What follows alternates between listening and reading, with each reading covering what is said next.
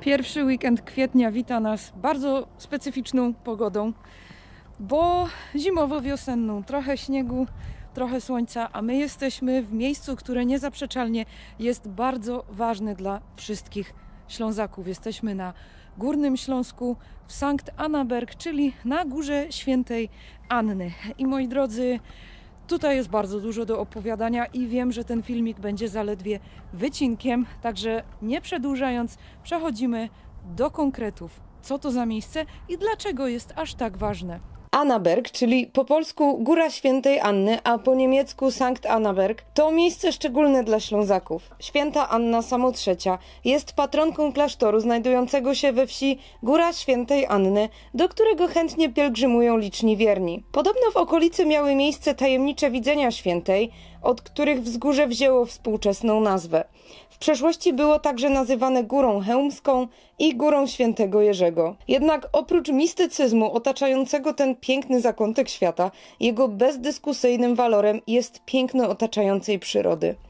Góra Świętej Anny zapisała się także w historii jako miejsce krwawych walk w 1921 roku. Warto podkreślić, że nazwa Góra Świętej Anny odnosi się nie tylko do wzgórza, ale i wspomnianej już wsi. Cały ten fascynujący kawałek świata przyciąga zatem nie tylko pielgrzymów, ale i miłośników pieszych wędrówek, historii, sztuki, co tylko dusza zapragnie. Annaberg stanowi bardzo charakterystyczny punkt krajobrazu, gdyż jest jedynym wzniesieniem w okolicy.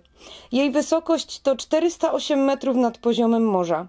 Dawniej góra była wyższa, jednak na jej obecną wysokość wpłynęły czynniki naturalne, głównie erozja pod wpływem wody, wiatru i światła słonecznego. Jeśli czegoś brakuje Wam w tej opowieści, to już spieszę z najciekawszą informacją.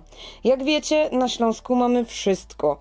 Także wygasły wulkan i jest to właśnie nasz Annaberg. Wiele lat temu, gdy mieszkałam krótki czas w Edynburgu, zachwycałam się parkiem Holyrood, wznoszącym się do podnóża wygasłego wulkanu.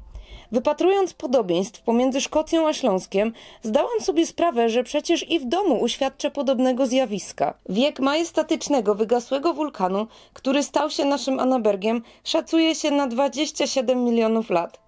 Pierwotny wulkan uległ zapadnięciu, a około 5 milionów lat temu uformował się kolejny. Dzisiejsza struktura powstała na skutek zawalenia się komory wulkanu. Prawdopodobnie w 1480 powstał tu kościół pod wezwaniem świętego Jerzego, a góra nosiła wówczas adekwatną nazwę Georgenberg. W latach 1733-49 wzniesiono murowany kompleks budynków klasztornych. Od XVIII wieku zaczęto pozyskiwanie nefelinitu z najbliższej okolicy, zaś od początku XIX stulecia powstawały systematycznie kamieniołomy tego materiału i oprócz tego pierwsze kamieniołomy wapienia. Intensywne wydobycie nefelinitu oraz wapienia rozpoczęło się w latach 80. XIX wieku, a w kamieniołomie będącym obecnie rezerwatem oba surowce pozyskiwano do 1946 roku. Pierwsze wzmianki o wsi pochodzą z 1679 roku. Już XVIII-wieczne źródła podają, że mieszkańcy byli zróżnicowani pod względem językowym. Posługiwano się zarówno językiem formalnym polskim, jak i niemieckim. W 1910 roku 558 mieszkańców mówiło w języku polskim, 31 w językach polskim i niemieckim, z kolei 155 osób posługiwało się tylko językiem niemieckim. Podczas plebiscytu w 1921 roku we wsi uprawnionych do głosowania było 511 mieszkańców, w tym 107 emigrantów. Za Polską głosowało 91 osób, a za Niemcami 403 osoby. W 1921 roku Annaberg stał się miejscem krwawych walk o przynależność państwową. Walki upamiętnia pomnik czynu powstańczego, którego autorem jest Franciszek Ksawery Dunikowski. Jeśli chodzi o pomnik czynu powstańczego, to wcześniej w jego miejscu stało mauzoleum upamiętniające Niemców poległych w czasie walk w 1921 roku. Historia ta zaczyna się wraz z przekazaniem NSDAP ziemi należącej wcześniej do hrabiny Mary von Franken-Zierstorf, właścicielki Żyrowej.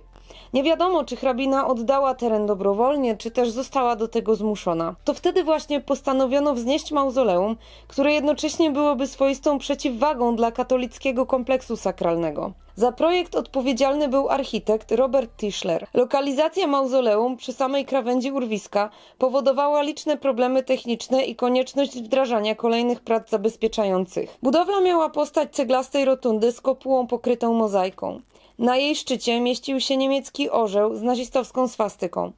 Mauzoleum zniknęło z powierzchni ziemi w 1945 roku za sprawą Armii Czerwonej. Z okolicy pomnika doskonale widać monumentalny, kamienny amfiteatr. Powstał on w latach 1934-38 na terenie dawnego kamieniołomu Krowiok, także w bezpośrednim następstwie przekazania ziemi NSDAP przez wspomnianą wcześniej hrabinę von Franken-Dierstorp. Jest to tak zwany Thinkplatz, Thinkstätte, czyli jeden z wielu otwartych amfiteatrów wzniesionych przez NSDAP jako miejsca wieców i innych zgromadzeń. Tego rodzaju amfiteatry wznoszono zawsze w dostojnej scenerii skał, kamieniołomów bądź ruin.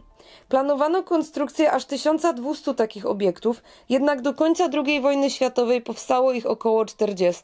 Jak wspomniałam, amfiteatr stanął w miejscu dawnego kamieniołomu. Wydobywano w nim wapienie, a jeden z wapienników przetrwał do dnia dzisiejszego. Kamieniołom z pobliską miejscowością Zdzieszowice łączyła rozbanka, czyli kolej wąskotorowa. Wydobycie dobiegło końca po I wojnie światowej. Nazwa Krowiok pochodzi od wypasu krów, który miał miejsce na tym terenie, gdy kamieniołom przestał już funkcjonować. Amfiteatr, podobnie jak nieistniejące mauzoleum, miał stanowić upamiętnienie Niemców, którzy zginęli w 1921 roku. Projektantami byli Franz Böhmer i Georg Petrich. Stworzono gigantyczny obiekt dysponujący 7000 miejsc siedzących i 20 000 miejsc stojących. Wliczając jeszcze przestrzeń między sektorami, amfiteatr mógł zmieścić nawet 50 000 osób. Pamiętajcie, że w każdym przedstawionym temacie zaledwie dotknęłam wierzchołka góry lodowej, a nie każdy obiekt zdołałam nawet pobieżnie omówić. Jeżeli ten film Ci się podobał, to pamiętaj proszę o zostawieniu łapki w górę, dzwoneczka i subskrypcji. Możesz także zostać moim patronem. Szczegóły w opisie filmu. Dziękuję wszystkim moim patronom oraz osobom wspierającym ten kanał.